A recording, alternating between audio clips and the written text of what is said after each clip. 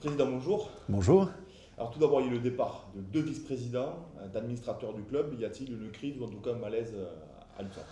Alors merci de me donner l'occasion de répondre aujourd'hui. Écoutez, pour être tout à fait sincère, je suis indigné si je veux être gentil et écœuré si je veux l'être moins par ce qui se passe à l'initiative de quelques-uns depuis quelques jours. La vérité vraie, c'est laquelle? Il y a à l'USAP 14 administrateurs. Et effectivement, j'ai souhaité pour la prochaine Assemblée Générale préparer un renouvellement de la gouvernance USAP. Non pas que les administrateurs actuels, pour certains, avaient démérité, mais parce que je pense que certains sont là depuis 10 ans et que c'est bien à un moment donné de pouvoir faire rentrer au conseil d'administration des administrateurs qui vont apporter un jus supplémentaire. Parce qu'il ne faut pas oublier une chose, contrairement à ce que certains ont essayé de souligner, que le président doit être entouré d'administrateurs qui apportent chacun, au travers du poids qu'il représente, quelque chose à l'USAP en termes de partenariat ou en termes d'aide, quelle qu'elle soit, par leurs compétences. C'est pas le cas des deux vice-présidents en l'occurrence. Donc, en l'occurrence, effectivement, on va faire les choses. Il y a 4 vice-présidents qui ont démissionné. 3 à qui j'ai demandé leur démission et je l'assume. Et s'il le faut, j'ai les documents ici qui disent qu'ils ont démissionné à ma demande. Bon, alors qu'ensuite, l'avis, certains observateurs se permettent de l'interpréter différemment, ben, c'est leur vie. Mais ça ne doit pas être la mienne et encore moins celle du club. Puis il y a un quatrième cas. C'est une malaise, papa. Non, je vais vous y répondre sur le fond. Et puis il y a un quatrième cas, c'est celui de Sylvain Dereux. Sylvain Dereux, lui, et il me l'a écrit, a été écœuré de ce qui se passe depuis quelque temps, de la façon dont, par des rumeurs, par des fuites, le projet de restructuration infra et Mégiral de l'USAP, dont il s'occupait, commençait à être critiqué et m'a dit « Écoute François, c'est bon, moi je ne veux plus être soumis à ces critiques permanentes ». Il me l'a très gentiment écrit. Sylvain Dereux est un ami proche. J'ai peut-être commis une erreur, parce que dans la vie, il faut toujours aussi de regarder les erreurs qu'on a pu faire. Peut-être qu'il avait beaucoup trinqué quand il a été DG de l'USAP, parce qu'il a quand même regardé en face les difficultés sur lesquelles je reviendrai d'ailleurs tout à l'heure, et peut-être que de le remettre sur le devant de la scène en lui demandant de prendre une vice-présidence était l'exposer d'une manière qui finalement était pas bonne. Mais mon problème, il était simple. Il était qu'il y a 3 ans, j'étais dans le coma. Après mon coma, je sais que j'ai un état de santé très fragile. C'est la raison pour laquelle la semaine dernière, j'étais au repos. Et je me suis dit, si par malheur, il m'arrive quelque chose, il faut qu'il y ait au sein du conseil d'administration USAP quelques personnes qui soient capables d'assurer un intérim si par hasard ou par malheur, ce que je ne me souhaite pas, j'étais en difficulté de vie ou de survie dans les mois, les années qui viennent. C'est pour ça que j'avais demandé à Sylvain, et j'ai peut-être eu tort, je le regrette. Pour les 3 autres, pour répondre à votre question, c'est moi qui leur ai demandé, pour 2 raisons simples. 1, je vous l'ai dit, parce que je pense qu'il faut un renouvellement de la gouvernance. 2, parce que je crois qu'il faut être simple. On ne peut pas être au conseil d'administration de l'USAP et critiquer l'USAP et ou la gouvernance de l'USAP. Je pense qu'il y a des choses qu'on doit régler entre nous. S'ils ne sont pas d'accord, pourquoi pas? Je crois que j'ai plein de défauts, mais probablement pas celui de ne pas être attentif et de ne pas écouter ce qu'on me dit. Et je pense même qu'on me reproche parfois le contraire, d'être un peu trop gentil, un peu trop à l'écoute. Donc, il y a certaines personnes qui faisaient l'objet, ou pour lesquelles l'USAP faisait l'objet de critiques permanentes, qui n'étaient pas d'accord. Donc j'ai pris mon téléphone il y a 15 jours, et tout est parti de là. Hein. J'ai pris mon téléphone il y a 15 jours, simplement, et je leur ai dit, écoute, puisqu'on n'est pas aligné en termes de gouvernance, peut-être que le plus simple, comme je voulais faire un renouvellement de la gouvernance USAP, c'est que tu sors de l'USAP. Basta. Ensuite, contrairement à ce qu'on dit, entre autres erreurs, un de vos confrères, j'ai pas 68% du club, j'ai 95,5% du club. Le club est financé pour cette saison, il sera financé pour la saison prochaine, je vais vous en parler tout à l'heure, donc il n'y a pas de sujet, il n'y a pas de crise. Est-ce qu'il n'y a pas de malaise quand même? Est-ce que finalement, il y avait il y a ce projet de stade, de renouvellement de réflexion des Migiral, d'un centre de formation? On a le sentiment que ça patine, ça devait être présenté déjà depuis 3-4 mois. Alors, que finalement, la démission de Sylvain Dereux, la mise en retrait de certains actionnaires, c'est pas le sentiment que le club avance pas et qu'on se lasse un petit peu? Ouais, alors, revenons bien sur les faits. Il y a 14 administrateurs à l'USAP, il y en a 4 dont j'ai demandé ou entériné le départ. Ok? Donc il en reste 10. Donc quand quelqu'un se permet de dire sur la presse écrite qu'il y a une crise de gouvernance majoritaire au sein de l'USAP, mais enfin, soyons sérieux. On est à 30%. Il y en a 10 qui sont là, et 4, dont pour 3 sur les 4, j'ai souhaité moi-même qu'ils passent la main à un truc. Premièrement. Deuxièmement, revenons sur le fond. Moi, je pense au contraire, et je l'affirme et je vais vous le prouver, que les projets avancent et qu'ils avancent très bien. Mais, enfin, quand même, soyons sérieux, il faut du temps. Il faut beaucoup de temps pour faire avancer ces projets. Et ce n'est pas dans un territoire où, au bout de 20 ans, on n'a toujours pas un TGV en vitesse TGV qu'on va m'expliquer à quelle vitesse il faut faire avancer les projets de l'USAP. Je rappelle quand même quelques faits, Marc, importants. Il y a 3 ans, quand Christian est arrivé, il m'a dit « François, on a des espaces sous la tribune des vestiaires, on a des espaces qui sont indignes de la réception des journalistes, de la préparation sportive d'avant-match et des espaces kinés. » J'ai financé avec le club la rénovation de ces espaces il y a 3 ans en totalité. Ça a été fait en 4 mois. Mais alors, c'est vrai, Marc, qu'on n'en a pas parlé.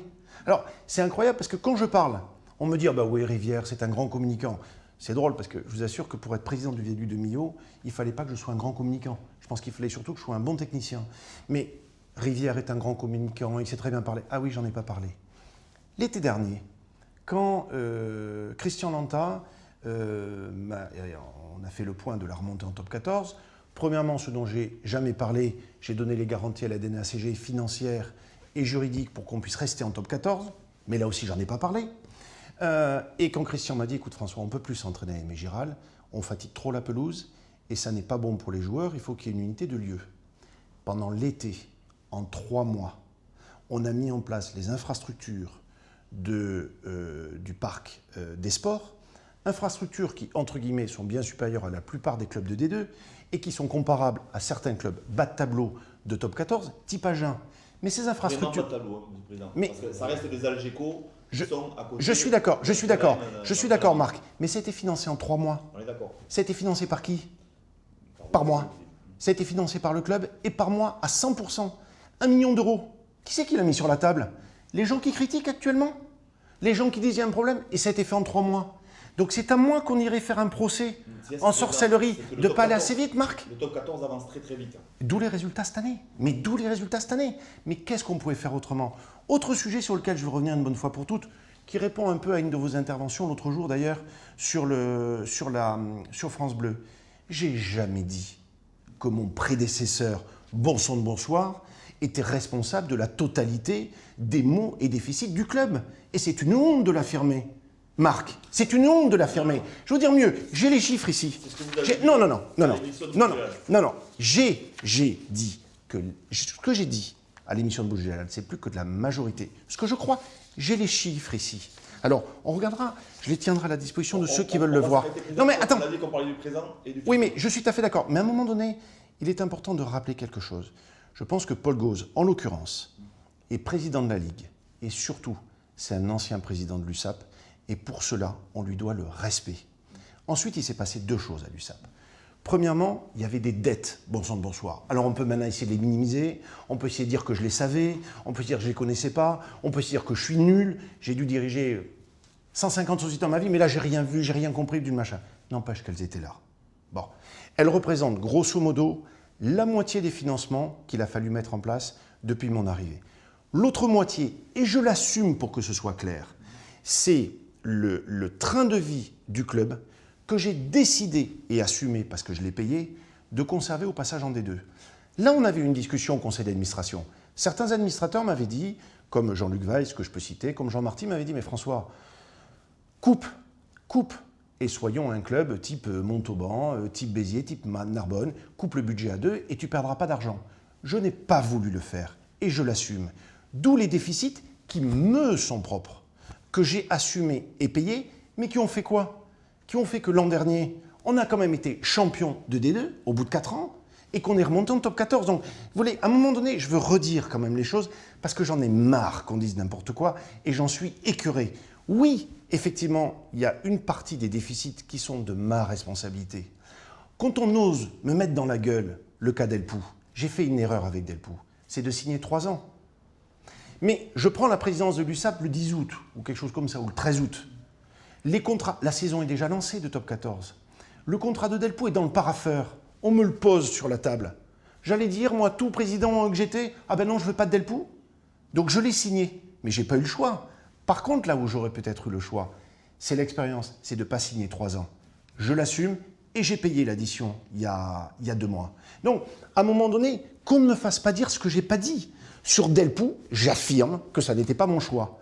J'affirme, même si certains, que son comportement quand on est tombé en D2 ne m'a pas convenu. Je l'ai dit et j'ai tenu bon sur le contentieux.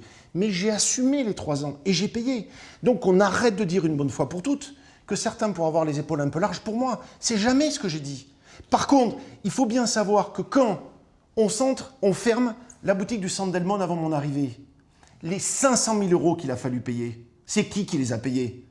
C'est pas l'air du temps, la brasserie. Alors, oui, derrière moi, j'ai probablement fait des erreurs. J'ai essayé de la reconvertir. J'ai essayé de faire des choses. Mais je vais vous citer un autre exemple plus personnel, si vous me permettez. Vous savez qu'il y a 5 ans, j'ai racheté la brasserie Espy. Pour des raisons à la rivière. Parce que j'y allais petit avec mes parents, parce que je trouvais que c'était chouette, et que cette brasserie était en quasi dépôt de bilan. Donc je l'ai rachetée. Depuis 5 ans que je l'ai, elle perd de l'argent chaque année. Chaque année, ça perd de l'argent, pour des raisons que vous connaissez par cœur, de difficultés de commerce en cœur de ville, même si ça va mieux d'ailleurs depuis quelque temps, depuis le projet des Halles, parce que ça ramène du monde sur le quai Vauban. Alors il fallait faire quoi? Faire tout ce que font les mecs ici, qui ne partagent pas les mêmes valeurs. Il fallait fermer Espy et mettre 15 personnes au chômage. Quand j'ai fermé Saint-Charles, l'usine de production, j'ai payé tout le monde de A à Z. Il n'y a pas eu un plan de licenciement, hein. J'ai payé ce que je devais. Ah, je m'en suis pas vanté. Alors ensuite, on dit, Rivière, c'est le roi de la communication, Rivière, c'est ci, Rivière, c'est ça. Mais vous avez déjà vu un mec qui ne ferme pas un établissement qui perd de l'argent? Ben moi, je l'ai fait pourquoi? En me disant, j'ai la chance par mes sociétés, j'ai des sociétés qui sont profitables sur d'autres secteurs, notamment en région parisienne, j'ai des sociétés qui marchent bien. Et ben moi, qu'est-ce que vous voulez que je vous dise? Même si je suis couillon, alors certains le disent là aussi, oh mais Rivière, c'est un gentil, oui, gentil. Ben écoutez, je l'assume. Voilà, un de vos confrères a dit un jour que j'étais religieux, je le suis peut-être encore plus depuis mon coma. Mais bon, ben ok, est-ce qu'il aurait fallu que je ferme? Non, je n'ai pas fermé, je maintiens et j'essaie en sorte petit à petit de le restructurer, d'aider à la renaissance du quai Vauban. On en parlera, j'espère, dans quelques temps. On revient au présent et justement par rapport à ce conseil d'administration, est-ce qu'il y a d'autres personnes qui vont rentrer très prochainement? Est-ce qu'il va y avoir des changements à la gouvernance? Est-ce que vous allez vous entourer justement à la Alors, gouvernance? je confirme que les 4 personnes qui ont démissionné à ma demande ou à sa demande pour Sylvain Dereux vont être les 4 remplacés. Maintenant, c'est bon. Je ne dis plus de nom. Je ne dis plus rien. J'avance et quand les résultats seront là, je sais quelles sont ces 4 personnes. Je vais en parler avec le conseil d'administration la semaine prochaine, leur proposer pour écouter, contrairement à ce qu'on dit, l'avis de tout le monde. Et à ce moment-là, on fera en sorte, dans les 15 jours, 3 semaines qui viennent, ou à la prochaine Assemblée générale, que leur nomination soit ratifiée. Mais le sujet qu'il faut bien voir à l'instant T, c'est qu'à l'USAP, ce qui en énerve peut-être beaucoup, il y a un patron. Et il y a un patron qui assume et qui finance. Et que ça plaise ou que ça ne plaise pas, tant que je suis là, l'USAP fonctionnera au rythme de ce que j'aurai décidé et que j'assume financièrement. Est-ce que c'est pas un problème d'exercice solitaire du pouvoir? Oui, aussi, ça c'est un projet. Écoutez, dans les différents... c'est drôle parce que...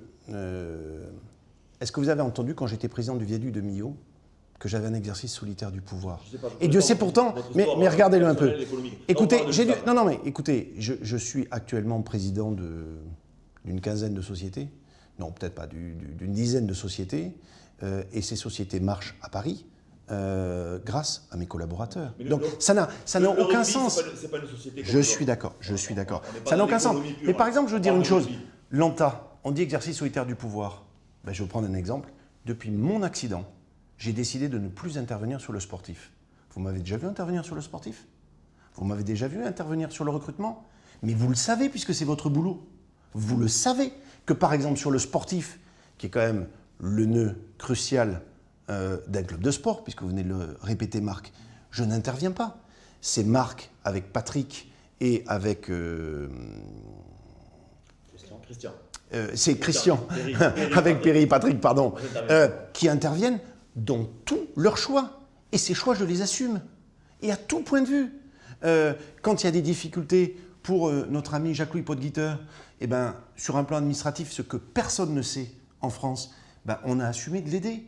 Parce que ça fait partie, là aussi, ben, je suis peut-être un président différent, qu'est-ce que vous voulez que je vous dise. Mais non, sur le sportif, que ne dirait-on pas si c'est moi qui avais fait la composition de l'équipe et qui l'a préparée pour l'an prochain?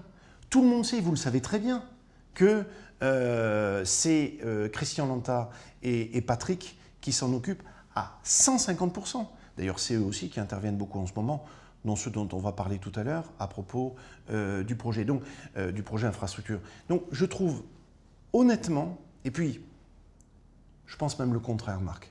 Peut-être que j'ai été trop gentil et trop démocrate. Et j'ai peut-être trop écouté depuis 5 ans.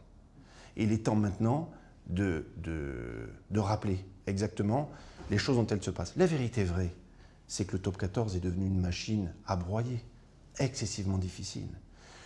Que tous les clubs qui sont remontés en top 14 depuis quelques années, pas tous, mais certains ont connu ce phénomène de yo-yo.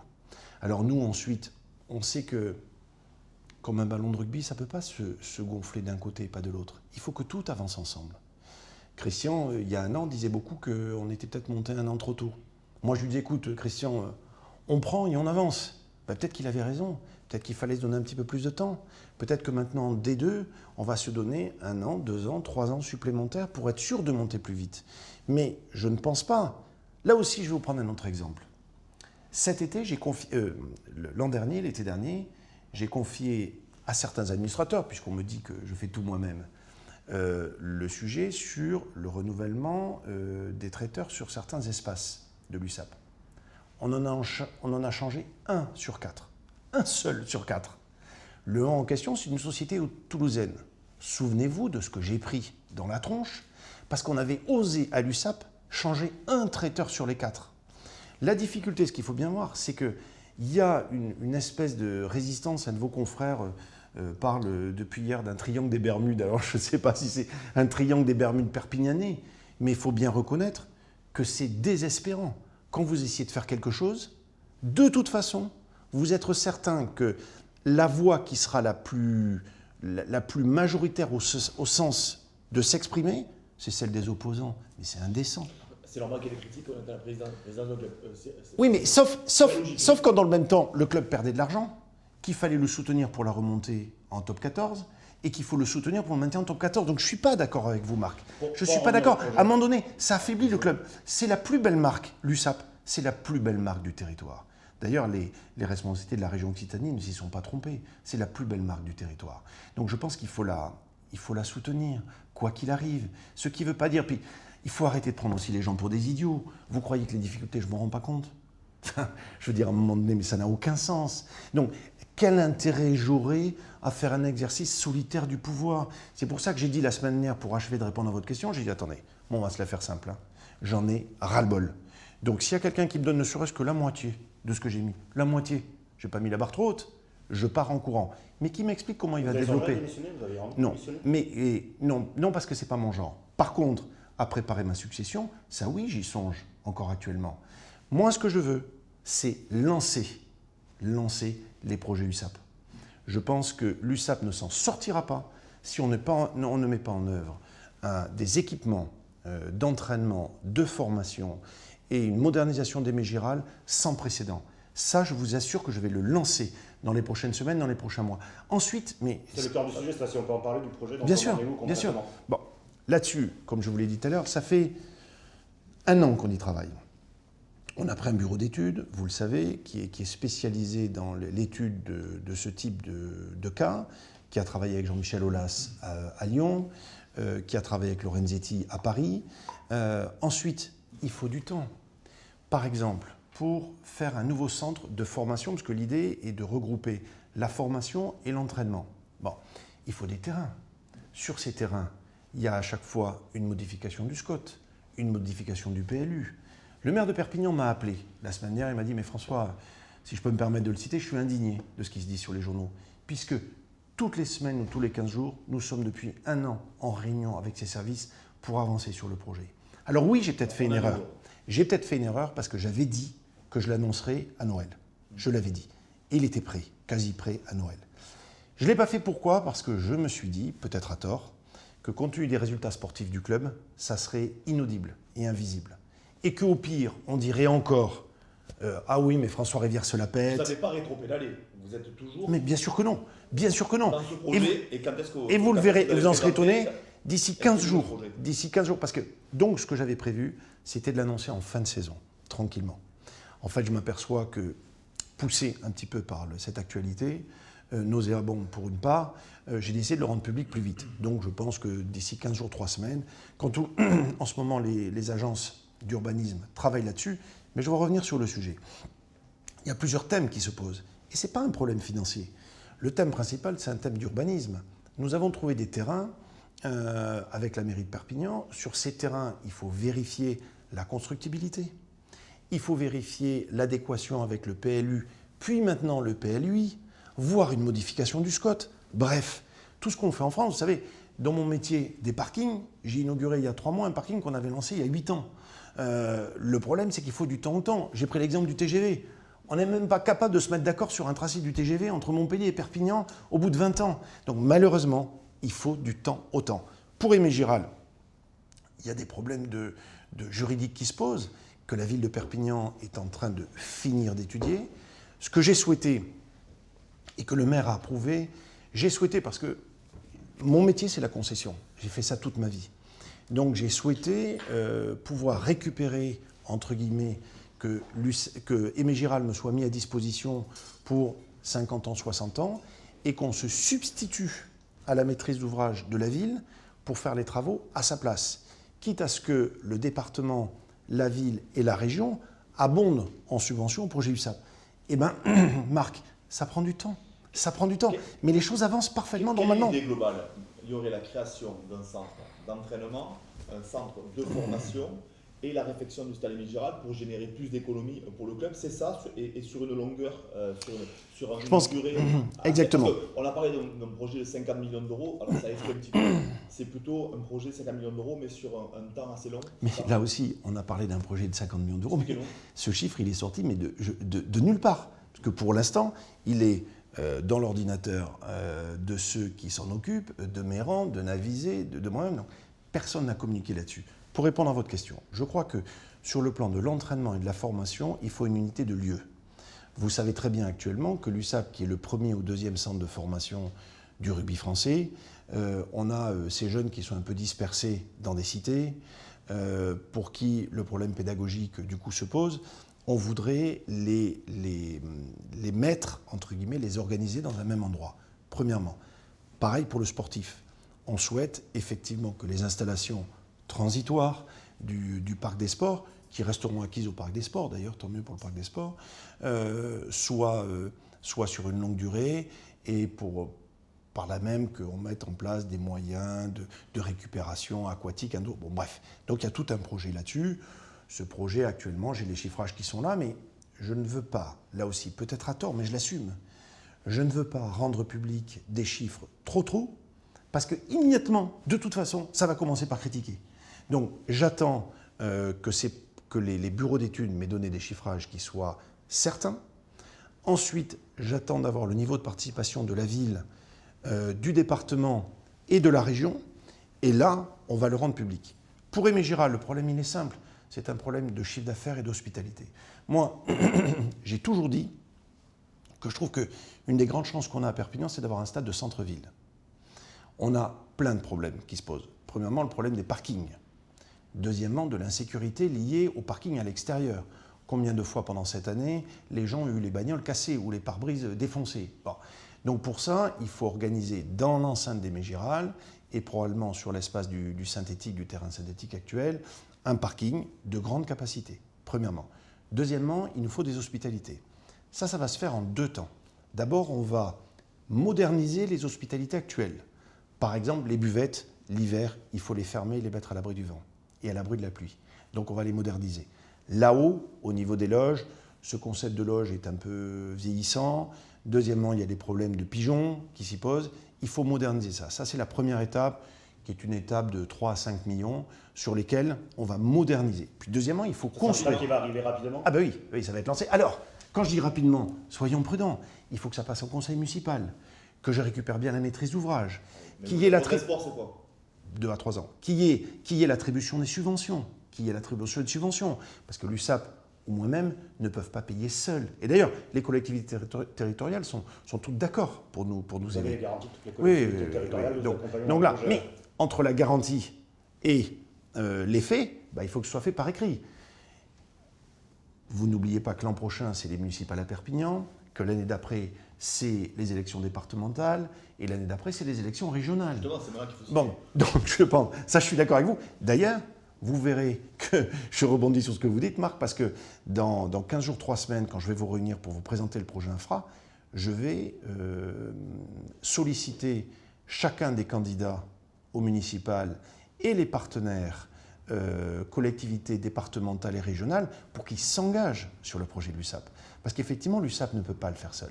Mais pour répondre à votre question de fond, il faut du temps. Derrière, il faut du temps. Regardez. Donc c'est un projet sur 10 ans, comment? Alors, sur la première partie, la modernisation des Mégirales, c'est un projet sur 2 à 3 ans, qui peut aller très vite. Et qui peut même peut-être être un peu accéléré par rapport à ce projet-là. Parce que dès lors que je récupère la main, je peux enclencher, si vous voulez, les choses. Il faut simplement qu'il y ait des appels d'offres, voilà. Et donc, ça prend du temps. Sur le projet de construction d'une barre supplémentaire derrière la tribune Chevalier, pour mettre des hospitalités supplémentaires, comme c'est le cas par exemple à Clermont-Ferrand, en hauteur, qui donne la vue sur le stade, là je pense qu'effectivement on est beaucoup plus dans une durée de 5 à 8 ans, c'est-à-dire qu'il va falloir être patient.